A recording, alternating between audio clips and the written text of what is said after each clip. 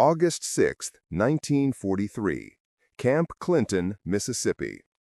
Wehrmacht Obergefreiter Hans Schmidt's boots hit American soil for the first time as he stepped off the passenger train, his mind still struggling to process what he'd experienced over the previous 48 hours. This cannot be how they treat prisoners of war. No nation transports captured enemy soldiers in civilian passenger cars with cushioned seats. The journey from Norfolk, Virginia, had shattered his first assumption about American captivity. He and 847 other Afrika Korps veterans, sunburned, exhausted men who'd surrendered at Tunisia 3 months earlier, had expected cattle cars or freight wagons for the trip inland. Instead, American military police had loaded them onto a standard passenger train with reclining seats, functioning toilets, and windows that actually opened. Some men had slept for the first time in weeks. Others had simply stared at the passing landscape. Endless farms, factory smokestacks, automobile traffic on paved highways, towns untouched by bombing. Now, standing in the August heat outside Camp Clinton's main gate, Schmidt examined the facility that would be his home for an indeterminate period. 9-foot barbed wire fences stretched in perfect geometric precision around a compound of perhaps 40 buildings. Guard towers stood at each corner, manned by soldiers with .30 caliber machine guns. Standard military prison architecture. But something felt wrong about the scale, the construction quality, the sheer newness of everything. The compound looked like it had been built yesterday. Fresh lumber, straight lines, no improvisation or shortage-driven compromises visible anywhere. The guard towers weren't repurposed farm structures or converted civilian buildings. They were purpose-built military installations constructed with what appeared to be unlimited materials. Schmidt had spent 2 years in North Africa watching the Wehrmacht struggle with supply shortages, fuel rationing, ammunition conservation, equipment cannibalization. The Afrika Korps had learned to make do with whatever Rommel could scrounge from captured British supplies or the occasional convoy that survived the Mediterranean crossing. Every German soldier knew that industrial capacity determined modern warfare's outcome. The Reich's propaganda had assured them that Germany's superior engineering and fighting spirit would overcome any material disadvantage. But this prison camp, built specifically to house enemy soldiers in the middle of nowhere, Mississippi, represented a level of resource expenditure that contradicted everything Schmidt had been told about American industrial weakness. This wasn't a nation struggling to arm itself while fighting on 2 fronts. This was a nation with enough surplus capacity to build brand new facilities for prisoners while simultaneously supplying combat forces in Europe, Africa, and the Pacific. The mathematics were beginning to trouble him. If America could afford to build this just for prisoners, what did their actual military production look like? The journey to this revelation had begun 13 months earlier, on July 2, 1942, when the first German prisoners from the North African campaign arrived at American ports. These initial groups, 344 men captured during British operations in Libya, represented the vanguard of what would become the largest prisoner of war population ever held on American soil. The War Department had anticipated this influx. In May 1942, with Rommel's Afrika Korps pushing toward Egypt and American forces preparing for Operation Torch, military planners recognized they'd need facilities to house potentially hundreds of thousands of Axis prisoners. The problem was geography and law. The 1929 Geneva Convention mandated that prisoners be held in conditions similar to the captor nation's own troops, protected from combat zones, provided adequate shelter and food, and allowed to work for wages. Europe couldn't safely house large POW populations. The continent was an active battlefield. Britain was under aerial bombardment and lacked space. That left America. On June 8, 1942, the War Department's Office of the Provost Marshal General issued orders to construct the first wave of POW facilities across the continental United States. The specifications were precise. Each base camp would house 2,000 to 4,000 prisoners in compounds featuring 20 barracks, 50 men per barracks, 4 mess halls, 4 kitchen facilities, recreation areas, infirmaries, and administrative buildings. All structures would meet Army construction standards. All camps would have electricity, running water, and sewage systems. The Geneva Convention wasn't a suggestion, it was law. Construction began in July 1942 at locations deliberately chosen for their distance from strategic targets and their proximity to agricultural regions facing severe labor shortages. Camp Clinton, Mississippi; Camp Chaffee, Arkansas; Camp Robinson, Arkansas; Fort Robinson, Nebraska. By December 1942, the first camps were operational. By June 1943, when the Afrika Korps surrendered in Tunisia, America had bed space for 250,000 prisoners. The scale was staggering. In 12 months, while simultaneously building Liberty ships at a rate of 3 per day, producing 60,000 aircraft annually, and manufacturing enough ammunition to supply campaigns in North Africa and the Pacific, American industry constructed 511 POW facilities across 46 states. The base camps alone required approximately 14 million board feet of lumber, 340,000 tons of concrete, 120,000 miles of electrical wiring, and 8 million square feet of roofing materials. This excluded the branch camps, smaller satellite facilities near farms and factories where prisoners actually worked. The construction reflected America's industrial approach to warfare: standardization, mass production, and resource abundance. The War Department didn't design each camp individually. Engineers created standard blueprints, calculated material requirements, multiplied by 511, and placed orders. Lumber companies received contracts for millions of board feet.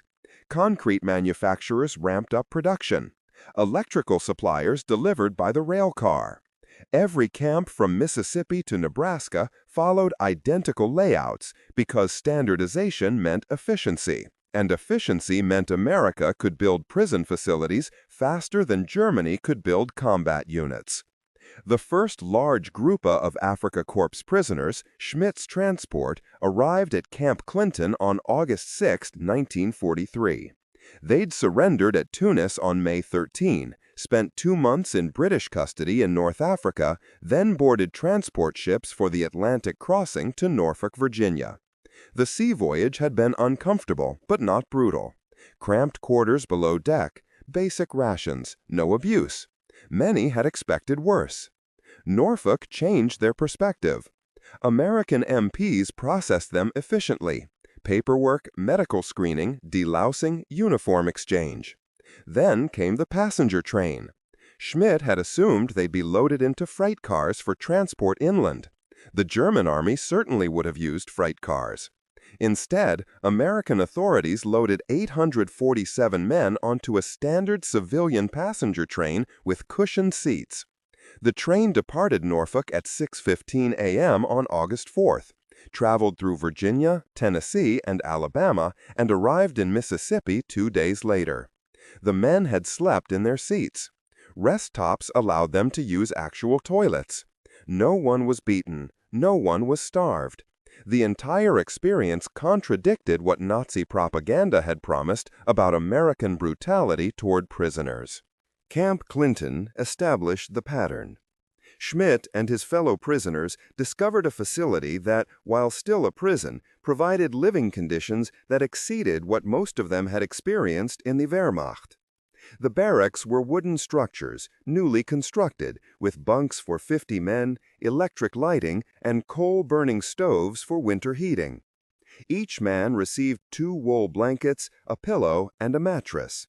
The latrines had running water and flush toilets, a luxury many German soldiers hadn't seen since leaving home. The food proved even more shocking.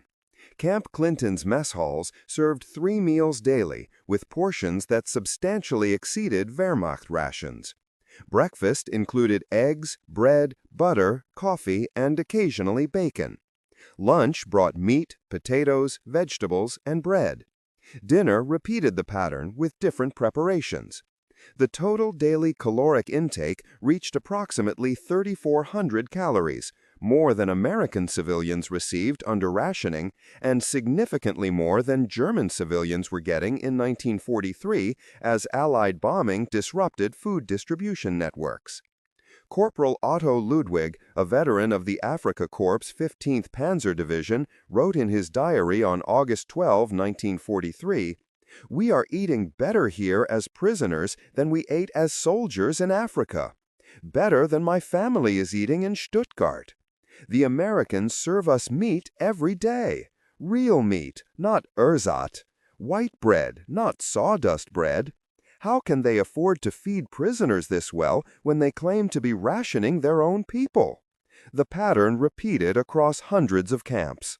At Camp Robinson in Arkansas, which received its first prisoners in June 1943, German POWs discovered not only adequate housing and food, but a camp store, the canteen, where they could purchase American cigarettes, chocolate, soap, and toiletries using scrip earned from labor. The Geneva Convention mandated that prisoners be paid for work, 80 cents per day for enlisted men, higher rates for skilled trades. Most prisoners worked 8-hour days in surrounding cotton fields, canning factories, or lumber operations, addressing the severe agricultural labor shortage created when 2 million American farm workers left for military service or defense industry jobs by July 1942. At Camp Chaffee, also in Arkansas, prisoners attended movie screenings twice weekly in the camp theater. The films were Hollywood productions, westerns, comedies, occasionally propaganda pieces about American war production. The propaganda films backfired spectacularly. One documentary showing American aircraft factories revealed assembly lines producing B-17 bombers at a rate of 16 aircraft per day from a single facility. German prisoners, accustomed to hearing about the Luftwaffe's production struggles, watched in stunned silence. If one American factory could produce 16 heavy bombers daily, how many factories did America have? At Fort Robinson, Nebraska, a cavalry post converted to POW use, prisoners worked on the fort's own farm operations, raising cattle and crops. They received the same 80 cents daily wage, lived in heated barracks, and ate from mess halls serving American Army standard rations. The fort's library, previously used by cavalry troops, remained open to prisoners. It contained books in German, literature, history, and technical manuals. The Americans weren't hiding their capabilities. They were showcasing them. The psychological impact accumulated slowly, like water eroding stone. Each comfortable meal reminded prisoners that Germany had promised them America was weak, decadent, unable to sustain war production. Each heated barracks, each movie screening, each well-stocked canteen contradicted that narrative. Letters home, monitored and censored by the Army's Office of Censorship, described conditions that German families found impossible to believe. In bombed cities where civilians survived on 1,800 calories daily, where coal shortages meant frozen apartments in winter, where American and British bombers appeared overhead with increasing frequency, the idea that German soldiers lived better as American prisoners than German civilians lived at home created profound cognitive dissonance. But the advantage depended entirely on continued American industrial capacity, and German prisoners were witnessing that capacity firsthand. Men who worked in canning factories saw production lines that never stopped, supplied by farms that produced staggering yields. Men who worked in lumber operations saw forests harvested with mechanized equipment that dwarfed German forestry capabilities. Men who traveled through American towns on work details saw automobile traffic that revealed oil abundance, saw grocery stores stocked with goods despite rationing, saw factories operating 24 hours daily with electrical power that never failed. The pattern was clear. America possessed industrial depth that Nazi propaganda had systematically understated. And if the propaganda had lied about this, what else had been a lie? But by autumn 1943, the psychological impact began to crystallize into something more devastating than simple recognition of American abundance.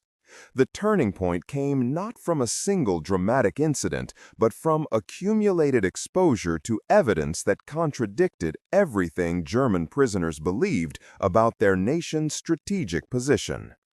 In September 1943, Camp Robinson received a new contingent of prisoners captured in Sicily during the Allied invasion that July. These men brought fresh perspectives from the European theater and fresh propaganda from Goebbels' ministry, insisting that Germany's secret weapons and superior technology would soon turn the tide. They spoke confidently about jets, rockets, and wonder weapons that would humble the Western Allies. The Afrika Korps veterans listened and thought about the passenger trains, the heated barracks, the meat served daily, the factories they'd seen through work detail assignments. Then they explained what they'd learned. Private Werner Vogel, captured at Kasserine Pass in February 1943, told new arrivals during a September work detail at a cotton gin, "You still believe what Berlin tells you. I did too. Then I watched this facility process 400 bales of cotton in a single day with 12 workers. 12! In Germany, that would require 60 workers and take a week. They have machines for everything. Machines that don't break because they have spare parts. Spare parts that arrive on trains that run on schedule because they have fuel. Fuel from oil fields that produce more petroleum than our entire nation consumes. This isn't about wonder weapons. This is about industrial mathematics. And the mathematics say we've already lost." The revelation spread through prisoner populations like a virus. Men who'd clung to faith in German victory found that faith eroding with each work shift, each meal, each interaction with American abundance. The psychological term would later be identified as cognitive dissonance, the mental stress of holding contradictory beliefs. German prisoners believed Nazi propaganda about American weakness while simultaneously experiencing American strength. Something had to give. At Fort Eustis, Virginia, in October 1943, American authorities launched the most direct psychological operation yet conceived. The Intellectual Diversion Program, later nicknamed the Re-Education Program. Colonel James Alton, the program's architect, designed 6-day courses covering 12 topics: American history, democratic government, individual liberty, freedom of press, economic opportunity, industrial capacity, agricultural abundance, religious freedom, judicial fairness, civilian-military relations, constitutional rights, and comparative living standards. The courses weren't subtle propaganda. They were detailed, factual presentations supported by statistics, photographs, films, and prisoner testimony. Instructors, often German-speaking American officers or anti-Nazi German prisoners who volunteered, presented material designed to demonstrate that democracy produced superior economic outcomes compared to fascism, and that America's industrial strength derived from its political and economic systems, not from temporary advantages. The Fort Eustis program processed its first class of 150 prisoners in October 1943. By May 1945, approximately 26,000 German prisoners had completed the 6-day course. The curriculum included a detailed unit on American industrial capacity that proved particularly effective. Prisoners viewed documented footage of American factories. Ford's Willow Run plant producing B-24 Liberators with one completed bomber rolling off the line every 63 minutes. Kaiser shipyards in Richmond, California, constructing Liberty ships in an average of 42 days. Henry Kaiser's yard launched the SS Robert E. Perry just 4 days and 15 hours after laying its keel, a world record. The numbers were staggering. America produced 300,000 aircraft between 1940 and 1945. Germany produced 119,000 in the same period. America launched 2,710 Liberty ships, each 14,000 tons, in 4 years. Germany's entire merchant marine never exceeded 4.5 million total. America manufactured 88,000 tanks. Germany produced 67,000 tanks and assault guns combined. The industrial disparity wasn't close, it was overwhelming. Private Ludwig Schmidt, no relation to Hans, wrote in his diary after completing the Fort Eustis program in November 1943, "They showed us the numbers, real numbers, with evidence. I kept waiting for the propaganda exaggeration, but it never came. They simply presented facts, production figures, shipping tonnages, steel output, aluminum production, electrical generating capacity. Every metric showed America outproducing Germany by factors of 2, 3, sometimes 5 to 1, and this while fighting Japan simultaneously. We were told America was weak. America is building prison camps for us with more resources than Germany spends on frontline fortifications. The implications are crushing." The examination of America's industrial capacity, conducted not by engineers analyzing captured equipment, but by prisoners analyzing their own captivity conditions, revealed a truth more devastating than any battlefield defeat. Germany had entered war with a nation possessing roughly 4 times its industrial capacity, then dismissed that capacity as irrelevant because Americans supposedly lacked fighting spirit. The fighting spirit question remained debatable. The industrial capacity question was resolved. German prisoners witnessed it daily. Comparative analysis drove the point home. By late 1943, prisoners could compare their treatment in American camps with letters from home describing conditions in Germany. Air raid sirens, rubble-filled streets, food shortages, coal shortages, transportation breakdowns, cities evacuating children to the countryside, and always the propaganda insisting victory remained achievable if the German people maintained faith and will. Meanwhile, American guards at Camp Clinton drove to work in private automobiles. Camp kitchens served fresh meat without apparent shortage. Electric power never failed. Trains ran on schedule. The contradiction couldn't be reconciled except through one conclusion. Germany was losing an industrial war it never should have started. The requirements that created this situation had originated 4 years earlier in a conference room in Berlin where Wehrmacht planners discussed mobilization requirements for the coming war. The date was September 15, 1939, 2 weeks after the invasion of Poland. The strategic context assumed a short war. Defeat Poland quickly, then turn west to defeat France before Britain could meaningfully intervene. German industry would need to support perhaps 18 months of intensive combat, then return to peacetime production serving a victorious Reich. The specific requirements reflected this assumption. Mobilize 4.5 million men for combat forces. Maintain domestic industrial production with minimal disruption. Preserve civilian living standards to maintain morale. Limit economic mobilization to avoid repeating World War I's catastrophic Homefront collapse. Prioritize quality and technological superiority over mass production. assume captured industrial capacity, Poland, later France, later USSR, would supplement German production. Strategic context justified this approach. Germany had experienced hyperinflation, unemployment, and social chaos after World War I. Hitler's political success derived partly from delivering economic recovery and employment. Total mobilization, converting the entire economy to war production, risked the social stability that supported Nazi power. Better to wage limited wars with professional forces, win quickly, then exploit conquered territories to sustain the Reich.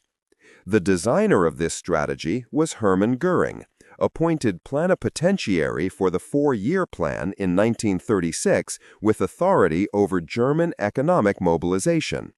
Göring had no formal economic training, but possessed absolute confidence in German technological superiority. His background as a World War I fighter ace and decorated war hero gave him immense influence with Hitler. His assumption was simple. German engineering excellence and tactical brilliance would overcome any material disadvantage. Quality would defeat quantity. The impossible choice emerged in 1940. After defeating France, Germany faced an unexpected situation. Britain refused to surrender, and Hitler decided to invade the Soviet Union. This meant fighting a two-front war, exactly what German strategy was supposed to avoid. The Wehrmacht needed more tanks, more aircraft, more ammunition, more everything. But full mobilization would require converting civilian industries to war production, rationing consumer goods, conscripting workers, and implementing the kind of total war economy that had led to revolution in 1918. The mathematics were brutally simple.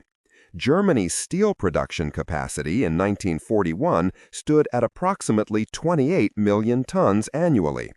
America's steel production that same year reached 75 million tons. If Germany converted 100% of steel production to armaments, an impossible goal that would halt all civilian construction, automotive production, and infrastructure maintenance, it would still produce less than half America's output, even if America allocated just 60% of its steel to war production while maintaining substantial civilian usage. German planners recognized this disparity, but believed they could compensate through superior design, better tactics, and especially through avoiding the long war of attrition where industrial capacity determined outcomes. The Blitzkrieg doctrine wasn't just a military tactic. It was economic necessity. Germany had to win quickly because it couldn't sustain prolonged industrial competition with potential enemies. The decision, therefore, was to wage war with limited economic mobilization, hoping each campaign would be short enough that German technological advantages would suffice. Germany entered 1942 with approximately 55% of its economy devoted to war production. Substantial, but not total. America, by contrast, reached 40% by 1942 while operating from an economic base roughly 4 times larger. The result, America produced more war material at 40% mobilization than Germany could produce at 55% mobilization, while American civilians still enjoyed higher living standards than German civilians. Instead, the Red Army traded space for time. The Wehrmacht stalled outside Moscow in December 1941, and suddenly Germany faced exactly what its strategy couldn't sustain: a multi-year, multi-front war of industrial attrition against enemies with superior production capacity. By the time German prisoners arrived in American camps in 1942-1943, they were witnessing the outcome of this design philosophy error. Germany had chosen limited mobilization, assuming short wars. America had chosen total mobilization, preparing for long war. The POW camps themselves embodied this difference.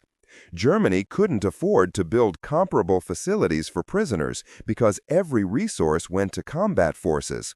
And even that wasn't enough. America built 511 camps while simultaneously outproducing Germany in every category of weapon and simultaneously maintaining civilian living standards that exceeded German wartime conditions. The philosophical difference wasn't about German incompetence or American genius. It was about strategic assumptions.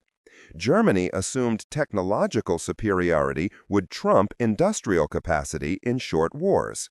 America assumed industrial capacity would trump technological superiority in long wars. Both nations designed their economic mobilization around these assumptions. By 1943, the evidence clearly showed which assumption better matched reality. The consequences of this strategic mismatch manifested in systematic German defeat across all theaters, but perhaps nowhere more psychologically devastating than in the minds of the 425,000 prisoners experiencing American abundance firsthand. On November 3, 1943, Camp Chaffee received 1,200 prisoners captured in Italy following the Allied invasion that September. These men arrived with fresh wounds, both physical and psychological. They'd experienced the grinding attrition of the Italian campaign, where German forces fought skilled defensive battles but continuously retreated due to overwhelming Allied material superiority. Now they entered a Mississippi prison camp with better food than they'd eaten as combat soldiers. Private Hans Weber, wounded at Salerno, wrote home on November 18th, "I am recovering in the camp hospital. The American doctors treated my wounds with real morphine, real sulfa drugs, real bandages, not paper substitutes. The hospital has X-ray equipment, surgical theaters, and sufficient medical supplies that they don't reuse bandages. I watched them throw away gauze after one use. Throw it away. We ration such supplies to the point of reusing bloody bandages after boiling. They have so much they treat it as disposable. Mother, I don't know how to explain what this means. If they can afford this for prisoners, what do their combat troops have?" The mathematics of attrition became grimly apparent through accumulating testimonies from prisoners arriving throughout 1944. On March 15, 1944, Camp Robinson received 800 prisoners captured in the Anzio beachhead fighting. On May 2, 1944, another 1,100 from the casino battles. On July 18, 1944, following the Normandy invasion, camps across America began receiving massive influxes, 3,000 prisoners arriving weekly at major facilities as the Western Front collapsed. Each wave brought men more shocked than the previous. Early prisoners from North Africa had witnessed American logistics in harsh desert conditions, impressive but explainable. Prisoners from Italy saw Allied air superiority that made daytime movement suicidal, concerning but attributed to tactical circumstances. Prisoners from France after D-Day witnessed something different. An invasion force that landed with such overwhelming material superiority that German defenders, despite excellent positions and determined resistance, simply couldn't compete with the tonnage of shells, bombs, and supplies the Americans brought ashore. Private Otto Schneider, captured near St. Lo on July 24, 1944, described his experience at Camp Clinton's orientation on August 3. The American officer explained the camp rules in perfect German. Then he said something I'll never forget. "You are now safer than you have been in years. You will be fed, you will be clothed, you will be housed, you will not be bombed. Your war is over, and you survived. Many of your comrades did not. I thought about the 1,000 bomber raids hitting our positions before the breakout. Waves of aircraft that turned our defensive lines into moonscapes. We had perhaps 12 Luftwaffe fighters to contest them. 12 against 1,000? And now I sit in a camp eating 3 meals daily, while my family in Cologne lives in a basement, praying the next raid misses their neighborhood. Failed modifications to the German strategic approach came too late and too little. In February 1943, after Stalingrad, Hitler appointed Albert Speer as Minister of Armaments and War Production with authority to implement total mobilization.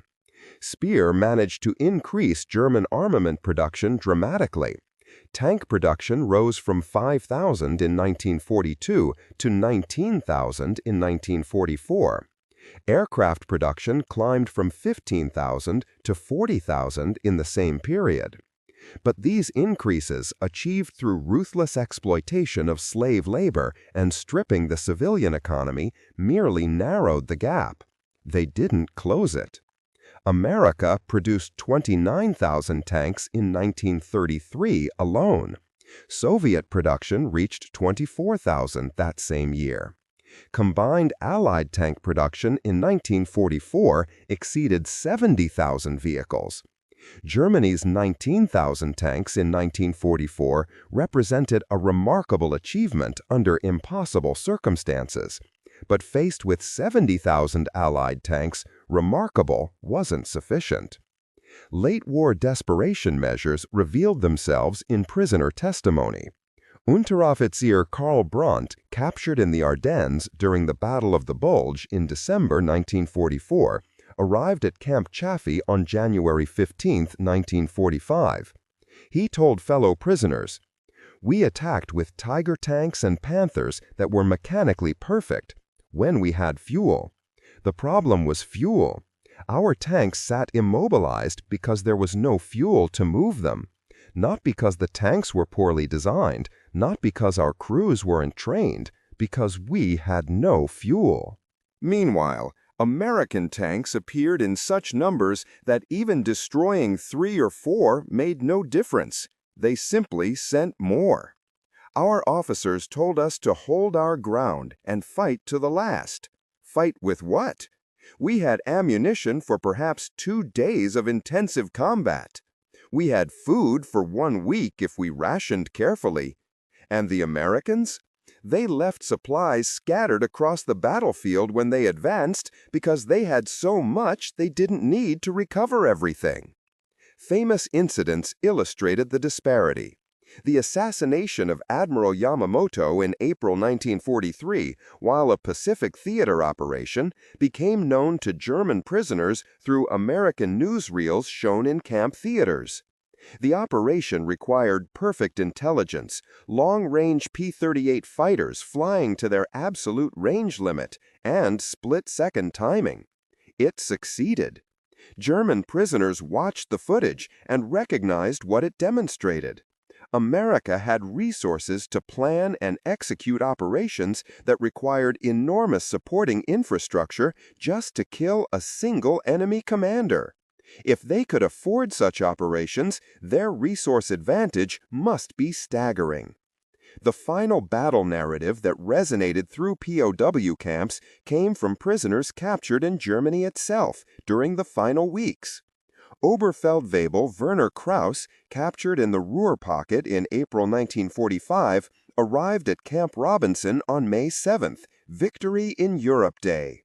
He wrote, "I surrendered to Americans whose uniforms were clean, whose rations were fresh, whose equipment functioned, and who seemed genuinely surprised at our condition. We were wearing uniforms made partly from paper because cotton was unavailable. We were eating food that included sawdust as filler. Our weapons were a mix of captured Soviet equipment, ancient rifles, and whatever the factories could still produce. The American sergeant who processed me gave me a chocolate bar, real chocolate. I hadn't seen chocolate in 2 years. Then he apologized that it wasn't a fresh meal. The field kitchens hadn't caught up to the front yet. Apologized for giving me more food than I'd eaten in 3 days."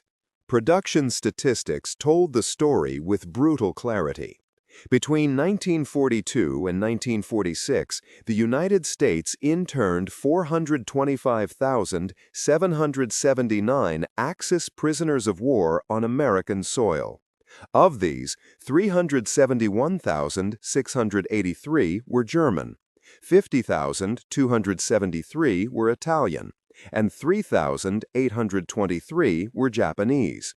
The German prisoners distributed across the camp system as follows: base camps, major facilities housing 2,000-plus prisoners, 155 camps, 180,000 prisoners. Branch camps, satellite facilities near work sites, 356 camps, 191,000 prisoners. Distribution by year: 1942, 2,000 prisoners. 1943, 123,000. 1944, 189,000.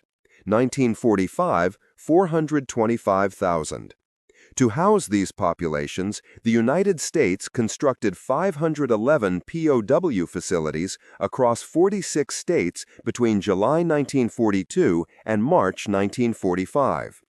Construction consumed approximately 14 million board feet of lumber, 340,000 tons of concrete, 120,000 miles of electrical wiring, 8 million square feet of roofing materials, 180,000 bunks and mattresses, 425,000 wool blankets, 850,000 sets of work uniforms. The camps cost $83 million to construct, approximately $1.3 billion in 2024 dollars, and $120 million annually to operate, including prisoner wages, food, medical care, and guard salaries. Loss rates, or more accurately, survival rates, demonstrated the program's effectiveness. Of 425,779 prisoners held in the United States, 2,222 died while in custody, 0.5% mortality rate. Causes included disease, mostly pneumonia and tuberculosis, 1,023. Accidents during work details, 689. Suicide, 235. Killed during escape attempts, 46. Murder by fellow prisoners, largely anti-Nazi prisoners killed by Nazi loyalists, 229. By comparison, German POW camps in Germany held approximately 235,000 American prisoners, of whom 93,941 died in custody, 40% mortality rate. Crew casualties, in this case prisoner treatment and ultimate fate, varied by nationality and circumstance. German prisoners faced better treatment than Japanese prisoners due to racial prejudice and cultural factors. Italian prisoners, after Italy surrendered in September 1943, were offered co-belligerent status, and many worked as paid civilian laborers rather than POWs. Japanese prisoners faced hostility from American guards and civilians, but still received Geneva Convention protections and returned home after the war. Survivor testimony revealed the psychological impact. Reverend Leo Patrick, a Catholic chaplain who served at Camp Robinson from 1943 to 1946, recorded interviews with prisoners preparing for repatriation. One testimony from April 1946. Private Schmidt told me he feared going home more than he'd feared combat. In combat, you knew the danger. Going home to a destroyed Germany, trying to explain to his family why he'd been living comfortably while they suffered, he didn't know how to face that.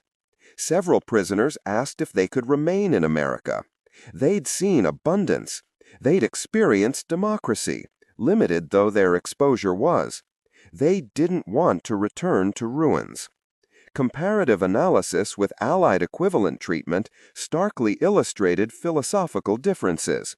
American POW policy prioritized Geneva Convention compliance, legal requirement; prisoner welfare, practical, healthy prisoners worked better; psychological operations, demonstrating democracy's superiority. Economic benefit. Prisoner labor addressed labor shortages. Future relations. Treating prisoners well might aid post-war reconstruction. German POW policy, by contrast, treated Soviet prisoners as subhuman. 3.3 million Soviet prisoners died in German custody, 57% mortality rate. Provided minimal care for Western prisoners, but generally followed Geneva Convention, and prioritized security over welfare. The difference reflected fundamentally different values. America viewed prisoners as temporarily detained enemies who would eventually return home. Germany viewed prisoners, especially Soviets, as expendable labor or racial inferiors. The philosophical difference extended to resource allocation. America spent $83 million constructing POW camps while spending $300 billion on the entire war effort. $83 million represented 0.03% of war spending. Germany couldn't afford comparable POW facilities because it allocated every available resource to combat forces, and still lost the production war. America's ability to treat prisoners humanely while outproducing Germany demonstrated that resource abundance, not ruthless efficiency, determined industrial war outcomes. Rich approach succeeded. By May 1946, German prisoners returned to a devastated homeland, where approximately 7 million Germans had died, 4.3 million military, 2.7 million civilian. 20% of housing was destroyed, industrial capacity was shattered, and the nation was partitioned under occupation. The United States emerged from the war as the world's dominant economic power, suffering 405,399 military deaths, while its civilian population experienced no combat, minimal rationing, and actually increased prosperity through war production employment. The numbers answered the question. August 6, 1946, Camp Clinton, Mississippi, the same location where Hans Schmidt had arrived 3 years earlier. Now he stood at the same gate, this time departing rather than entering, boarding another train, this one bound for a port and a Liberty ship that would carry him back to Germany. The camp was closing. Most prisoners had already left, repatriated in waves beginning in December 1945 and accelerating through spring 1946. Schmidt was among the last, held back due to his skilled carpenter work being valuable for final camp maintenance before the Army transferred the facility to different use. 3 years had transformed his understanding completely. The man who'd stepped off the passenger train in August 1943, still clinging to faith that German propaganda might be accurate, no longer existed. He'd spent 1,095 days witnessing American industrial capacity in its most mundane form: prison camps built with surplus resources, meals served with surplus food, wages paid from surplus funds, all while America fought wars on 3 continents. The surrender connection was direct. Germany surrendered unconditionally on May 8, 1945, not because German soldiers lacked courage or German officers lacked skill. Germany surrendered because it ran out of everything: fuel, ammunition, food, equipment, replacement troops, and most critically, the industrial capacity to continue competing with enemies who possessed overwhelming material superiority.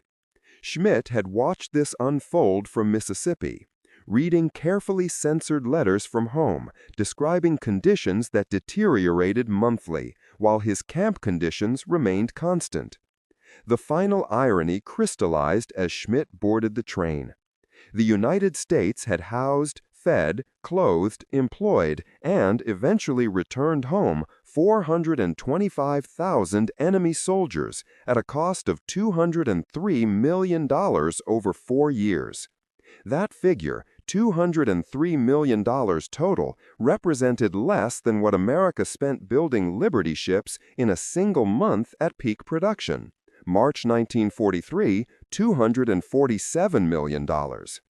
The nation that Nazi propaganda had dismissed as weak and decadent had treated captured enemies better than Germany treated its own, not through exceptional generosity, but through such overwhelming abundance that providing decent treatment cost effectively nothing measured against total resources. The lesson emerged with devastating clarity through lived experience rather than battlefield statistics. Military capability derived not primarily from superior tactics, better training, or advanced technology, though that mattered, but from industrial capacity so vast that material abundance became strategic advantage. America won because it could afford to fight everywhere simultaneously, sustain million-man armies overseas, suffer equipment losses that would cripple other nations, and still maintain domestic prosperity. Germany lost because it couldn't. Broader implications extended beyond World War II into emerging Cold War calculations. The Soviet Union, observing American industrial demonstration through Lend-Lease shipments and their own intelligence operations, recognized that future conflicts with the West couldn't be won through military force alone. They needed comparable industrial opacity or alternative strategies, nuclear weapons, asymmetric warfare, ideological subversion that bypassed American material advantages. The Cold War became fundamentally a competition of economic systems, testing whether capitalism or communism could generate superior industrial output. The POW camps in microcosm had already answered that question. Prisoners who'd experienced American abundance became informal ambassadors, explaining to skeptical Europeans that American prosperity wasn't propaganda, it was reality. Final judgment requires acknowledging complexity. The comfortable treatment wasn't purely humanitarian. It was calculated psychological warfare designed to demonstrate capitalism's superiority, undermine faith in Nazi ideology, and create post-war advocates for democracy. The re-education programs, the deliberate showcase of abundance, the comfortable conditions, all served strategic purposes beyond simple Geneva Convention compliance. Yet acknowledging strategic calculation doesn't diminish the outcome. 425,000 men who might have died in brutal captivity instead survived, returned home, and many later immigrated back to America, bringing skills and perspectives that enriched both nations. Schmidt stepped onto the train, carrying a duffel bag with personal possessions, $114.20 in back wages earned during 3 years of labor, and understanding that everything he'd believed about American weakness was catastrophically wrong. He was returning to a Germany that would require decades to rebuild, carrying knowledge that the nation's defeat stemmed not from battlefield losses, but from entering industrial war against an opponent whose capacity dwarfed German imagination. Hundreds of thousands of former prisoners carried the same knowledge home.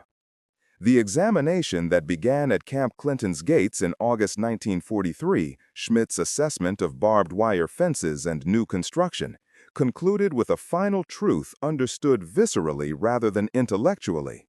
America built those camps not despite fighting a global war, but because fighting that war taxed only a fraction of American industrial capacity.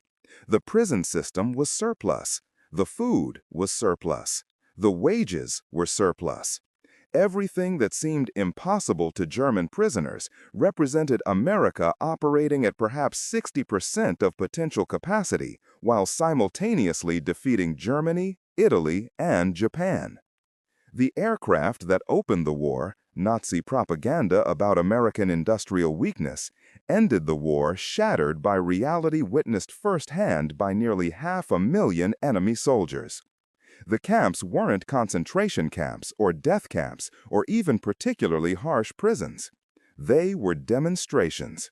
And in that single fact lies the entire story of why Germany lost the war.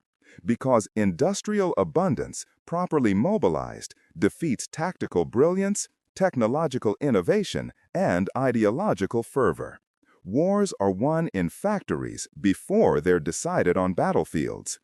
Schmidt and 425,000 prisoners learned that lesson in the most ironic way possible, by living comfortably as prisoners while their homeland collapsed under the weight of industrial war it couldn't sustain. The train departed Camp Clinton at 2:35 p.m., heading east toward embarkation ports.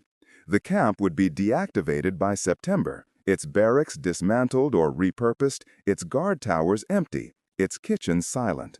But the lesson it taught would echo through decades of military and strategic planning. Economic power projection achieves victories without firing shots. Industrial capacity determines sustainable warfare. And treating captured enemies humanely costs almost nothing when resources are abundant, while revealing to those enemies exactly why they lost.